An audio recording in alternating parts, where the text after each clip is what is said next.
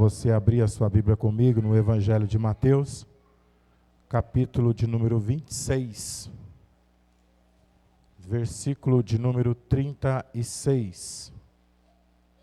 Evangelho de Mateus, capítulo de número 26, versículo de número 36.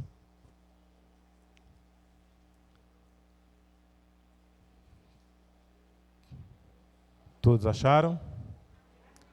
Quem não achou, como diz aí, Escola Bíblica Dominical, você aprende Mateus, Marcos, Lucas, João, aprende muita coisa. Amém? Acharam? Diz assim: seguiu Jesus com seus discípulos, chegando a um lugar chamado Getsêmani, disse-lhes: assentai-vos por aqui, porquanto vou ali para orar. Levou consigo Pedro e os 2 discípulos, filhos de Zebedeu, e começando a entristecer-se, ficou-se profundamente angustiado. Então, compartilhou com eles, dizendo: a minha alma está sofrendo de dor extrema, uma tristeza mortal. Permanecei aqui, vigiai junto a mim. E seguindo um pouco mais adiante, prostrou-se com o rosto em terra e orou: meu Pai, se possível for, passa de mim esse cálice. Contudo, não seja como eu desejo, mas como tu queres. Mas ao retornar à presença dos seus discípulos, os encontrou dormindo. Questionou Pedro: e então, não pudestes vigiar comigo durante só 1 hora? Vigiai e orai, para que não caídes em tentação. O espírito com certeza está preparado, mas a carne é fraca. Afastando-se mais uma vez, orou dizendo: meu Pai, se este cálice não puder passar de mim, que eu beba, que seja feito a sua vontade. Amém? Podeis assentar-se. Depois que Jesus, juntamente com os seus discípulos, ao participarem da ceia do Senhor, da Páscoa do Senhor, Jesus então separa 3 dos seus discípulos, alguns dos seus discípulos, e ele vai a um lugar conhecido como Monte das Oliveiras. Era comum, Jesus sempre no teu ministério, enquanto ele estava em terra, como homem, ele sempre costumava ir a esse lugar, para ali meditar e estar orando, fazendo as suas súplicas e as suas orações. Jesus, por sua vez, não foi diferente. Agora, essa seria a última oração, o último momento em que ele passaria naquele lugar, porque logo adiante, quando Jesus já desce, ele é surpreendido com Judas Iscariote, juntamente com os soldados e os povos que iriam prendê-lo. Naquele exato momento, Jesus já seria recolhido, levado preso, e ali todos nós sabemos o que lhe iria acontecer. Quando nós olhamos para Jesus, ele convidando simplesmente alguns dos seus discípulos, aqui o texto em Mateus, ele fala os filhos de Zebedeu. Em Marcos, Lucas, já relata sendo o próprio Tiago e João, além de Pedro, que estavam com eles naquele exato momento. Um dos questionamentos, tanto em Marcos, em Lucas, questiona a respeito deles estarem dormindo, não poder vigiar, não poder estar atento com Jesus, naquele momento de aflição que Jesus assim se passava. Aquele momento de aflição, em alguns textos, como o próprio Marcos, se eu não me engano, Marcos relata, Lucas relata, Jesus ele derrama lágrimas em sangue, suor em sangue. Por quê? Segundo, se nós formos analisar, era um período de extremo estresse emocional, sabendo que ele iria passar como homem naquele exato momento. Ele ciente de todas as dores, sofrimentos que ele iria passar, ele então goteja-se lágrimas, suor em sangue. Isso, se nós formos, alguns estudiosos falam a respeito, o nosso corpo, ele tem um certo limite de estresse, de suportar ansiedades e algumas situações. Tem momentos, você já percebeu, se você entra num profundo estresse, ansiedade, você treme, você soa, você fica numa situação tão complicada que o seu corpo tenta expulsar aquilo que está acontecendo dentro do seu corpo naquele exato momento. E não foi diferente com Jesus. Ele, ciente do que iria passar, do que ele iria presenciar, o que seria feito, ele então passou por esse período difícil no seu ministério, na sua vida. Se nós entrarmos um pouquinho, vamos lá. Quando Jesus ele então seguiu-se ao lugar conhecido como Getsêmani. Se nós formos analisar um pouquinho, essa palavra Getsêmani, no seu significado dela, quer dizer prensa de azeite, ou seja, lugar de esmagar e retirar o suco da fruta, ou retirar o óleo que existe no azeite. Se nós formos analisar Getsêmani no original, no grego, como o Zezinho está aqui, ele gosta muito, que quer dizer Getsemani, que é o derivado do aramaico, Getsêmani, que significa também prensa de azeite. Queria trazer para os irmãos algo a respeito sobre o tema dessa mensagem, sobre aceitar o processo. Aceitar o processo. O porquê? Quando se fala prensa de azeite, algo que será extraído daquela fruta, da azeitona no caso. E se nós formos analisar o processo, a azeitona em si, ela só dá o seu fruto a partir do 5º ano. Do 5º ano que ela é colhida e depois ela é extraída ali o azeite. Esse azeite, então, ele era usado para alimentação, ele é usado no templo, seria usado no templo, cosméticos, perfumes e lamparinas. Então, o azeite, ele tem umas finalidades para ser extraído, ser usado. Nesta noite eu queria dizer para os irmãos, para a igreja, para todos nós, para mim, no caso, em que nós somos também os discípulos que Jesus tem levado ao Getsêmani. E eu quero dizer para você que Deus tem algo na sua vida que Ele vai extrair para ser usado. Deixa eu te explicar nesta noite. Getsêmani, lugar de prensa de azeite. O processo da prensa do azeite. Quando se tira a fruta do azeite, ela é lançada como se fosse uma rodela. Os irmãos, não sei se já viram, depois se os irmãos quiserem, eu mando até uma foto para vocês verem. Uma prensa onde tem uma roda. Nessa roda, para uma pessoa, ela é girada e ali ela é prensada. Essa prensa, ela vira uma pasta. Depois que ela é colocada nessa pasta, é colocada como se fosse uma sacola ou algo, uma vasilha, que ela é colocada junto de uma outra prensa. Ali ela começa a ser prensado e começa a ser extraído o azeite. Primeiro, ela é tirada bruta, colocada sobre uma roda. Ali, essa roda, ela vai passando e vai fazendo aquela massa. Ela vai sendo amassada. Depois que ela é amassada, ela é tirada, colocada numa vasilha. Depois que ela é posta na vasilha, aí que ela vai para aquela prensa, a segunda prensa, aonde ela é apertada e tirada, extraída o azeite. Esse processo na minha vida e na tua vida, a primeira parte, o fruto. Todos nós damos frutos. O Senhor nos chamou para produzir frutos. Ele é a videira. Nós somos os ramos. Aquele que não produz frutos, ele é cortado e lançado no fogo. Mas nós temos o primeiro processo. Eu sou um dos ramos que está na videira. Nós somos, a igreja é a videira. Nós somos chamados para dar fruto. E se nós somos chamados para dar fruto, nós vamos passar também pelo processo da roda, aonde algo vai ser tirado na minha vida para ser usado na casa, no processo onde nós estivermos. Primeira coisa que você precisa entender nesta noite é o quê? Você está disposto a passar pelo processo do Getsêmani? Você está disposto? Reinaldo, mas e lá? Porque tem a fase, tem aqueles que vão para o Getsêmani, que nós vamos entender um pouquinho daqui a pouco. É aqueles que vão para o Getsêmani, ao invés de orar, está dormindo. Ao invés de buscar, estão cochilando. Jesus questiona os discípulos sobre isso. Ao invés de estar orando, buscando, eles estão no profundo sono. E o Getsêmani não é para dormir, mas é para buscar. é para estar mais próximo do Pai, é para buscarmos o processo, é para buscarmos aquilo que o Pai tem para nós. Segundo passo do Getsemane, a oração que é feita lá não é a favor de mim, mas é a favor do Pai.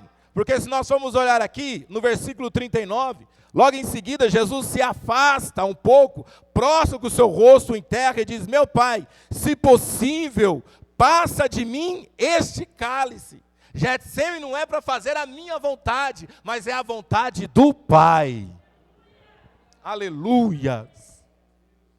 Porque às vezes eu falo: Reinaldo, eu vou para o Getsemane porque lá eu vou orar por uma casa, por um carro, por algo. Não, meu irmão, é totalmente diferente. Lá é onde você vai ser moído, vai ser quebrado, mas algo extraordinário vai ser arrancado e tirado da minha vida, que é a essência dele que está em nós. Porque muitos querem passar, e às vezes ainda estão até no Getsemane, mas estão dormindo. Mas essa noite o Espírito Santo, ele quer nos despertar. Ele quer nos despertar, porque tem uma extração, é extrair, tirar. Ele quer tirar algo de mim, algo da minha vida, da sua vida, para ser usado, para ser colocado na obra. E quando se fala, nem todos, porque quando eu olhava o texto, nem todos estavam preparados para o Getsemane, porque dos 12 discípulos, somente João, Tiago e Pedro estavam com ele. Aí nós entendemos que nem todos suportarão o processo do Getsemane.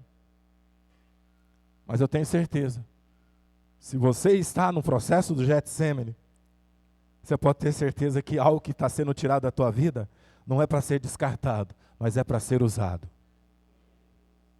E quando se fala de alimentação, que é usado no alimento, e quando nos fala a respeito também para ser usado no templo, na sua casa, e quando nós ordenamos, é uma ordenança. Ordenarás, o Senhor fala a Moisés, até então no livro de Êxodo, fala: ordenará aos filhos de Israel que tragam azeite puro de oliva, amassadas para o candelabro, para que haja as lâmpadas de contíguo acesas no meu recinto. Aleluias. Qual que é a diferença? Algo precisa estar aceso na igreja. E o azeite servia para manter o candelabro aceso. E eu digo para você nesta noite, você precisa estar aceso na presença dEle.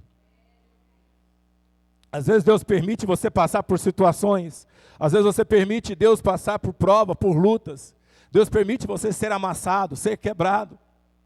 Porque, meu irmão, quando a gente passa pelo processo de ser quebrado, quando a gente passa pelo processo da mão do Senhor, onde Ele nos pega, e ali Ele começa a quebrar ali, tira algo daqui, amassar do outro lado. Só quem está passando por isso sabe o que eu estou falando. Não é fácil, mas é maravilhoso quando passa esse processo. É lindo quando nós estamos passando por esse processo. Por quê? Porque só Ele sabe aonde Ele quebra, só onde Ele sabe onde Ele trata, só onde Ele sabe onde Ele arranca. E eu vou dizer para você nesta noite, o Getsemane não é para te matar, mas é para extrair algo da tua vida, é só para te fortalecer mais, é só para te renovar mais. O Senhor está dizendo para você, isso não vai te matar, isso não vai acabar com você, pelo contrário, quando eu começar a extrair da tua vida o que eu tenho, porque eu conheço o que está dentro da tua vida, eu sei as qualidades que está em você, eu sei o que eu coloquei na tua história e na tua vida. Por isso Jesus disse para Pedro, Tiago e João, se nós formos olhar a história de Pedro, como foi Pedro na história, como o Senhor usou a Pedro, como foi João, como o Senhor usou a João na história, e Tiago, todos eles foram extraídos algo da glória de Deus, e Deus usaram tremendamente na presença dele. Então, meu querido, pode alegrar diante do Senhor, o período seu no Getsemane é algo para acrescentar de Deus na tua história. Aleluia! Por mais que você não queira, por mais que você se esconda, por mais que você diga não vou, Ele vai levar contigo. E nessa noite eu quero profetizar. Ele pega na tua mão e diz: vem aqui, meu filho, vem cá, vão até um lugar conhecido como Monte das Oliveiras, um lugar especial. É ali, é só eu e você e mais ninguém. Mas lá eu vou extrair algo da tua história, da sua vida, porque aonde você andar, por onde você for, vai marcar o nome santo do Senhor. Se nós formos olhar a vida de Pedro, por sua vez, Pedrão, mais para frente, então ele diz, Deus disse: ó Pedro, eis que Satanás os pediu para se andar como trigo, mas eu roguei por ti, para que a tua fé não desfaleça. E quando você se converter, Pedro, vai lá e converta também os seus irmãos. Pedro bate no peito dizendo: Senhor, estou pronto, preparado. Como Jesus é conhecedor da história, de tudo, ele vira para Pedro e diz: Pedro, antes mesmo que o galo cante, me negarás 3 vezes. Nós precisamos entender que, quando nós somos lançados na prensa,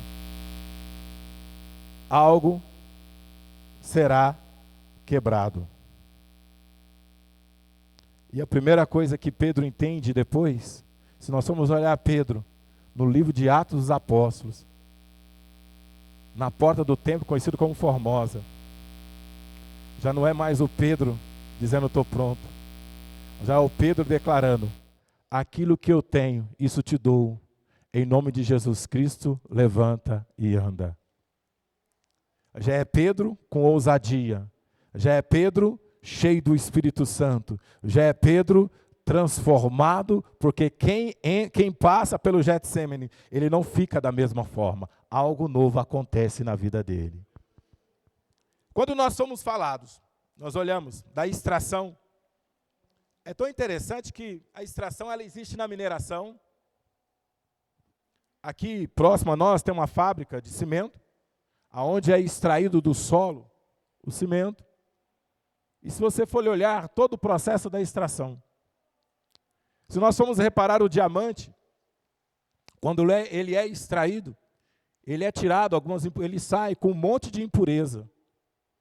Se nós formos olhar o ouro, por exemplo, o ouro, quando ele é extraído também, ele é tirado e ele vem com um monte de impurezas.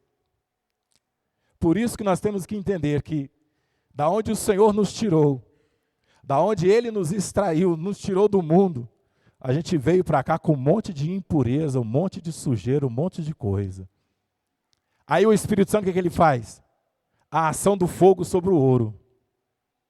A temperatura, mais de 1000 graus, ele é derretido. Depois que ele é derretido, o fogo separa tudo e qualquer tipo de impureza. E aí o metal precioso, ele expulsa tudo aquilo que impede o ouro de brilhar e tira tudo aquilo que atrapalha nas qualidades que o ouro tem. Deixa eu te falar algo nesta noite. O Senhor vai tirar da tua vida todo e qualquer tipo de impureza. Deus vai arrancar da tua história tudo e qualquer tipo de que existe na sua vida, que vai impedir ou que atrapalha você de brilhar. O processo do fogo. Por isso que quando o Senhor fala sobre o azeite, sobre manter as lamparinas acesas, é sobre o processo do fogo. O fogo, ele vai queimar e separar tudo aquilo que é impuro e não vai deixar nada oculto na minha vida e na sua vida. O que revela é o fogo, irmão.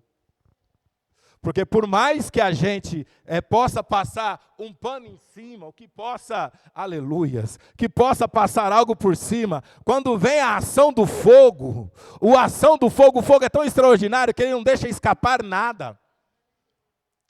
Quando eu tinha uma série até que eu não assisto mais, quando é conhecido como Febre do Ouro, a melhor parte que eu gostava da série é quando ele ia lá fazer o processo do fogo e queimar, derreter o ouro.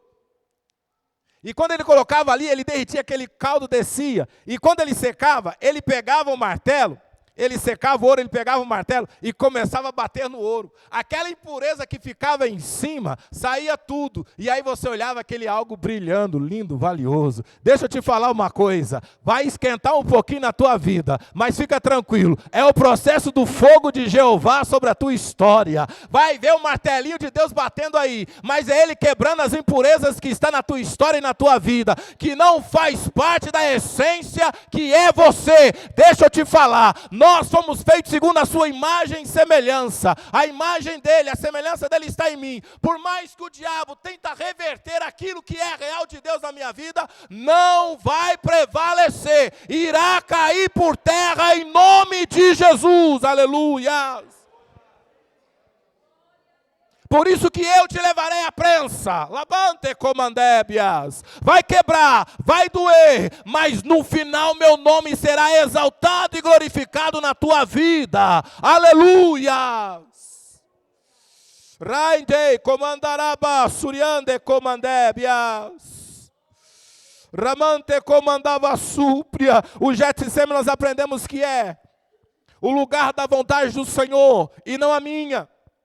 E quando Jesus fala, Senhor, que seja feito como tu queres, seja feito. No versículo 42, se afastando mais uma vez, ele orou, meu Pai, esse cálice, se não puder passar de mim, que seja feita a tua vontade. Aí eu digo para você nessa noite, todos nós temos a consciência que Jesus fez no Calvário. Nós vamos entrar aqui mais uma parte do texto para orarmos. Mas deixa eu te falar algo. Você chegou aqui com a sua vontade? O seu querer? Começa a renunciar à sua vontade, ao seu querer. Porque os planos de Deus são maiores para a tua vida. A vontade dele é maior para a tua vida. E quando nós estamos aqui para viver o centro da vontade de Deus, como estamos aqui para viver o querer de Deus, o querer do Senhor, a vontade de Deus nos surpreende. A vontade de Deus, ela nos surpreende. E por mais que nós tentamos nos esforçar a não aceitar o que Deus tem para nós, a gente cria alguma situação, barreiras, dificuldades, desculpas, para dizer, não, Deus, não estou preparado. Moisés, quem sou eu para falar com o faraó? Sou gago, sou língua pesada, sou isso, sou aquilo outro. E a gente começa a criar um monte de desculpas, um monte de situações. Mas quando você se rende ao centro da vontade de Deus, quando você se prostra ao querer do Senhor, quando você diz, Senhor, eis-me aqui, por mais que estejamos como Isaías, vendo a sua glória, e olhando, Senhor, ai de mim, que vou perecendo, porque eu sou um homem de impuros lábios, e vivo no meio de um povo que o Senhor sabe como é. Mas aí nós vimos logo em seguida Deus se intervindo. Aí mais uma vez a ação de Deus, do seu altar, tira uma brasa, com uma tenaz, e um anjo vai até ele e toca nos seus lábios. É a ação de Deus trabalhando na vida de um homem pecador. É a ação de Deus na vida de um homem que precisa ser regenerado, transformado. Na vida de alguém que precisa estar pronto. E quando nós olhamos para o centro da vontade de Deus, Jesus ele declara, eu não vim para fazer a minha vontade, mas sim a vontade do meu Pai que me enviou. E nós não estamos aqui para fazer a minha vontade. Você não está aqui por causa da sua vontade. Como diz a sua palavra, não fostes nós que nos escolhemos, que escolhemos a Ele, mas foi Ele quem nos escolheu. Esse texto é tão lindo, porque você olha assim, o momento que Ele nos escolheu, era a pior fase da nossa vida. Vamos, é verdade, não era? Se for falar de mim, a melhor fase não estava no auge, eu estava no pior. Porque se for falar na época que ele me escolheu, na época que eu mais recebi convite para a igreja, eu estava tendo epilepsia, dava 10 crises, 5 crises, ficava tomando remédio, é aquela coisa doida. Mas aí como que ele vai escolher alguém num estado desse, nas condições dessa? Aí como que ele vai escolher alguém em umas condições que todo mundo olha para ele, ele é rejeitado, ele é humilhado. Às vezes ele está nas drogas, às vezes ele está no álcool, às vezes ele está numa situação em que a sociedade todos o rejeitam. Mas aí nós entendemos a palavra do Senhor, que ele escolhe as coisas loucas desse mundo. Ele escolhe aqueles que são rejeitados para mostrar para aqueles que pensam que quem faz a obra é Ele. Por mais que muitos te rejeitam, te desprezam, te humilham, Ele não te humilhou. Ele não te rejeitou, Ele não abriu mão de você, e enquanto você estiver com fôlego de vida, respirando, existe uma promessa, existe algo de Deus em pé para a sua história, para a sua vida. Aí para você que fala assim, Reinaldo, eu fui desprezado, eu também fui desprezado. Reinaldo, eu fui abandonado, eu também fui abandonado, verdade. Também passei pelo processo de abandono. E é triste quando nós passamos por rejeição, é triste quando nós passamos por abandono, é triste quando nós passamos por situações. É terrível isso. E o diabo usa essas coisas para quê? Como armas. Para dizer, está vendo, você é rejeitado, você é humilhado, você é assim, você é desse jeito. E aí gera uma revolta dentro de nós. E não adianta, por mais que essa revolta vai crescendo, a gente tenta. Eu vou confessar para os irmãos, numa fase da minha vida, nos meus 15, até os meus 17 anos, por aí, eu tentei suicídio umas 10 vezes, o processo não foi fácil, minha mãe tinha que ir na escola, praticamente ir na escola todo dia, era eu e ela na escola, porque era um dia eu indo, quando no outro dia, sua mãe veio, não, tem que vir, senão você não entra, então era revolta em geral, E aí os meus vizinhos, os vizinhos falavam sempre para minha mãe, dizia assim, olha, ele não presta, ele vai morrer. Você vai chegar aqui na porta da tua casa e vai dizer, vai bater aqui a polícia dizendo, foi morto, ou vai dizer, foi preso. Então sempre os vizinhos batiam na porta da minha mãe dizendo, vai morrer ou vai ser preso. Mas aí um dia, uma irmãzinha desse tamanhozinho, irmã Celina, que trabalhava lá, chegou na minha mãe e falou assim, olha, seu filho foi na igreja ontem, e ontem à noite ele aceitou a mão e aceitou a Jesus como seu único e suficiente Salvador. Por mais que o diabo queira trazer notícias ruins contra você, há uma notícia vindo do céu a teu respeito. Eu te amo, o processo é duro, mas o que vai ser extraído da tua vida vai ser usado na minha escola, vai ser usado na minha igreja, vai ser usado na casa do Senhor, vai ser usado como alimento para os outros, porque vão se alimentar do seu testemunho, vão se alimentar daquilo que eu fiz na tua história, na sua vida, aleluia.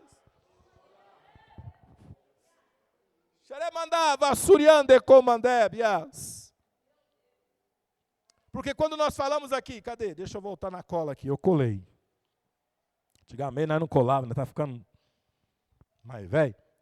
Quando se fala de alimentação, de alimento, o azeite, é porque quando as pessoas olharem para mim, eu vou ter algo para alimentar a vida espiritual delas. Porque só quem tem autoridade para falar de cura, quem foi curado. Vai chegar alguém e dizer assim, vem cá, vou ministrar cura na tua vida. Mas você recebeu cura? Não. Que peso tem?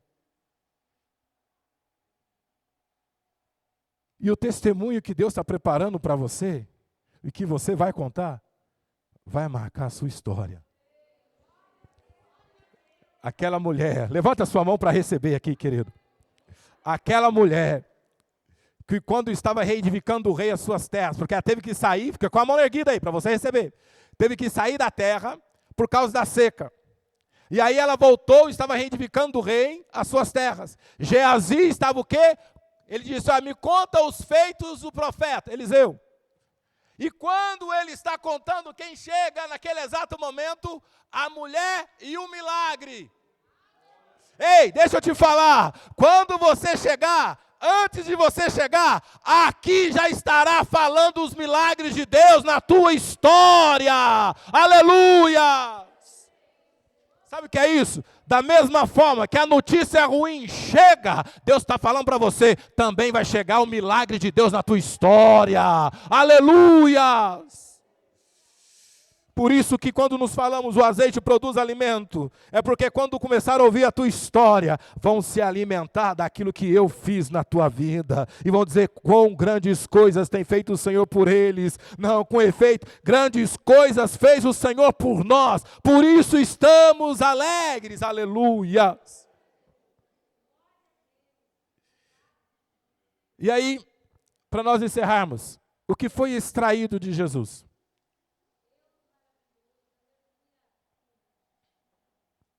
O que foi extraído dele? Poder no teu sangue. Porque esse sangue tem poder.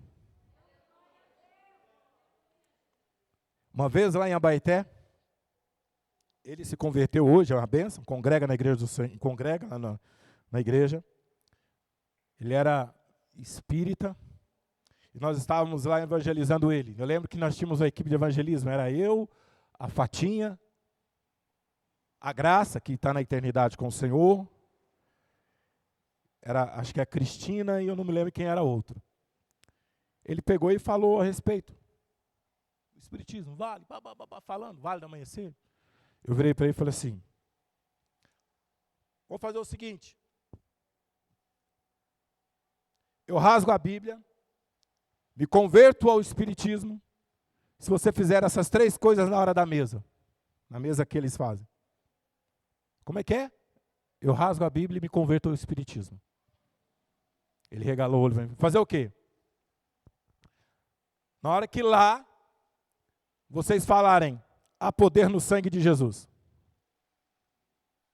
Há poder no nome de Jesus. Mas lá nós fazemos a oração do Pai Nosso. Eu falei, não estou falando Pai Nosso. Estou falando, há poder no sangue de Jesus. O apóstolo João nos ensina a respeito disso. Filhinho, digo para que não pecas, para que não peques. Mas, se caso pecas, o sangue do Cordeiro vos purifica de todo e qualquer pecado. É o sangue do Cordeiro. E esses dias eu até ia compartilhar com os irmãos. É o sangue do Cordeiro e não o sangue de cabrito. Porque o sangue de cabrito foi usado para esconder a mentira na vida de José. Os irmãos de José mataram o cabrito, mancharam de sangue a túnica e trouxeram uma mentira para Jacó. Mas quando se trata do sangue do Cordeiro, ele nos purifica. E isso que foi extraído dele. Outra extração que foi extraído dele. Poder no seu nome. A Bíblia nos fala que o seu nome está acima de todos os nomes. Que foi lhe dado um nome que está acima de todo nome. E todo joelho se dobrará, e toda língua confessará que Ele é Senhor de todos. Aí às vezes eu vejo assim, um povo aí fora brigando, falando de um povo que se levanta contra o nome do Senhor, falando, meu irmão, não perde tempo com essas coisas não. Porque eles falam que não precisa de Jesus aqui. Tudo bem, ele pode declarar, Deus nos deu um livre-arbítrio, ele pode declarar, eu não preciso dele aqui, mas para ter uma vida eterna precisa. Para ter uma eternidade precisa. E às vezes nós temos que entender o que ele não vai confessar aqui, então meu irmão, fica tranquilo, uma hora ele vai ter que confessar. Tomara que seja que Deus dê uma oportunidade para confessar aqui, porque lá já era. Quando se abrir os livros, por isso nós temos que entender, esse nome está acima de todo o nome. E quando nós olhamos o nome de Jesus, você tem que entender, meu irmão, que ele faz um estrago nas trevas. Quando Jesus ele atravessa, vai até a região dos Gadarenos, aqueles demônios, ao olharem para ele, naquele exato momento se prostram e reconhecem que temos nós contigo, ó Jesus, Filho do Deus Altíssimo. Eles reconhecem, eles se prostram, se rendem. Então, por isso, nesta noite, começa a usar o nome que está acima de todos os nomes. Eu vou, mas eu vou em nome de Jesus. Eu estou sobre o respaldo do nome de Jesus. E se nós entendemos aqui, olha só, Isaías 53 diz assim: ora, quem creu na pregação, ou quem foi revelado o braço de Yahvé, o Senhor, ele cresceu diante dele como um broto, tenro como a raiz saída de uma terra ainda árida e estéril. Ele não aparentava qualquer formosura ou majestade que pudesse atrair os seres humanos, nada havia em seu aspecto físico pelo que pudessem ser cativados. Pelo contrário, ele foi desprezado, rejeitado pelos homens. Viveu como um homem de dores, experimentou todo o sofrimento, caminhou como alguém como quem não seus semelhantes, escondesse o rosto, foi menosprezado. E nós não demos à sua pessoa importância alguma. No entanto, as suas dores eram as nossas próprias enfermidades. Ele carregava em seu ser, e sobre o seu corpo levou todas as nossas doenças. Contudo, nós o julgamos culpado e castigado por Deus. Pela mão de Deus, ferido e torturado. Agora preste atenção no versículo de número 5. Mas o fato, ele foi transpassado por as nossas próprias culpas e transgressões. Foi esmagado por todas as nossas iniquidades. O castigo que propiciou a paz caiu sobre ele. Mediante as suas feridas, fomos curados. Mediante as suas feridas, fomos curados. Ele foi menosprezado. Não demos importância alguma para ele. Ele foi desprezado. Já vamos orar. Ele foi rejeitado. Mas o texto nos fala, mediante as suas feridas, eu e você foi curado. Convido vocês a se colocar em pé.